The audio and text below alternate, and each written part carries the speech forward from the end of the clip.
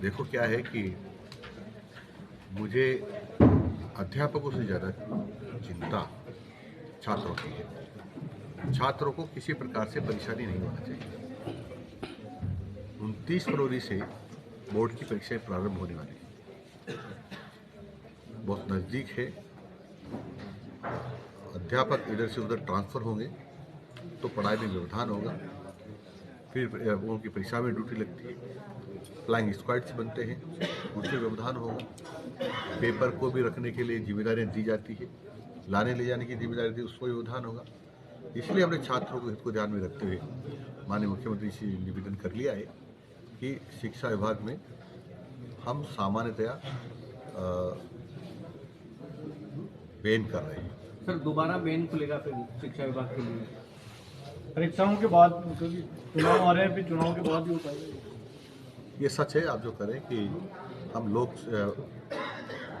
Board की परीक्षाओं के बाद हम ट्रांसफ़र करेंगे, परंतु बोर्ड की परीक्षाओं के बाद आचार संहिता लग जाएगी। इसलिए मोटे शब्दों में कहूँ तो लोकसभा चुनाव के बाद ही ट्रांसफ़र होंगे। सर स्कूलों में ड्रेस कोड को लेकर सर अभी योजना कहाँ तक चल रही है? ड्रेस कोड को लेकर स्कूल्स की अगर बात करें, देखो ये तो स्थायी ऑर्डर है सरकार के, मेरे से पहली सरकार के भी ऑर्डर है, तो इस सरकार की ऑर्डर है कि शिक्षण संस्थाओं में जहाँ ड्रेस या पोशाक या गणवेश ऐसे अलग अलग जगह पर कुछ कहते हैं इसको, वो लागू है ही, उसके अतिरिक्त पहन कर जाना अनुशासनहीनता है।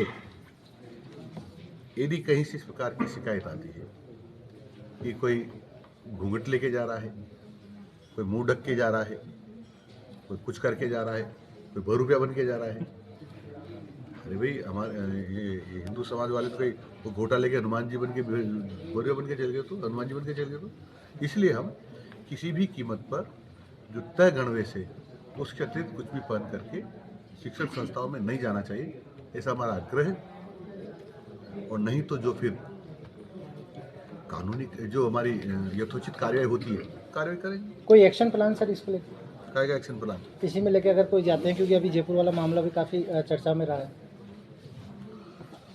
देखो हमने कह दिया, जो सरकार के आदेशों को नहीं मानेगा उस सरकार को आदेश मनवाने आते हैं। सर आपने बच्चों की बात कही कि बच्चों की चिंता है, तो अपने रामगंज मंडी विधानसभा क्षेत्र में विवेकानंद नगर में एक स्कूल है जहां पर किसी समय 60 बच्चे पढ़ा करते थे। क्योंकि एक स्टाफ है, एक ही अध्यापक है, एक मैटरनिटी लीव पे चली गई, बच्चे 45 रह गए। इससे पहले न्यूज़ भी लगाई, शिक्षा विभाग के अधिकारियों से भी कहा, उन्होंने कहा व्यवस्था करेंगे। आज भी जस के तस हालत है। मैं आज अधिकारियों से बात करूंगा, आप ध्यान में लाएं। एक मंत्री महोदय सवाल है, पाठ्यक्रम की समीक्षा को लेकर आपने कमेटी बनाएगी, जो आपने कहा था समीक्षा करवाएंगे पुस्तकों की। हमने कहा है पाठ्यक्रमों में समीक्षा का अर्थ होता है कि पाठ्यक्रम देखेंगे, पाठ्य पुस्तकों में कोई विवादित अंश होंगे, हमारे महापुरुषों को अपमानजनक स्थिति होगी, या हमारे जो पूर्वजों के बारे में गलत लिखा होगा, इतिहास को तोड़ मोड़ के लिखा गया होगा, तो एक कमेटी होगी, वो सारा देखेगी। देखने के बाद जो निर्णय होगा उसका करेंगे। तो कमेटी जल्दी बनने वाली है या बन चुकी है? जल्दी बनेगी, अभी नहीं बनेगी। मंत्री ये सूर्य नमस्कार शुरू कराए हैं, तो कोई ब्रांड एम्बेसडर भी बनाएंगे क्या इसका? आपका विचार करें। एक आने वाला टाइम गर्मी का आ रहा है, तो पेयजल को लेकर कितना गंभीर है सरकार? क्योंकि अभी कई मुद्दे उठे हैं, यहाँ पर हैंडपम्प तक नहीं लग पा रहे गाँव में, जिसे जिला परिषद सदस्यों ने उठाए हैं। तो सरकार कितना गंभीर है इस मामले को लेकर, पेयजल को लेकर? सरकार आपसे ज़्यादा गंभीर है। पेयजल के अभाव में किसी को भी हम प्यासा नहीं सोने देंगे, और उसके लिए हमारे जन स्वास्थ्य अभियांत्रिकी मंत्री महोदय हैं, उन्होंने पहले ही निर्देश दे दिए, और माननीय मुख्यमंत्री जी ने निर्देश दे दिए कि सबको पेयजल उपलब्ध होना चाहिए। और इसलिए सरकार जिला कलेक्टर या पीएचडी को पैसा दे दिया है, तो उससे वो समुचित व्यवस्था करे, किसी प्रकार की परेशानी नहीं हो, चाहे टैंकर से करे, चाहे नल से करे, चाहे ट्यूबवेल से करे, किससे भी करे। 6 घंटे तक आपने मैराथन बैठक ली है आज, तो क्या जो कार्य योजना जो बनी है तो इम्प्लीमेंटेशन होगी? ये जिला परिषद की आम बैठक है, और जो आगामी जो हमारे काम होने वाले हैं उसका अनुमोदन करना था।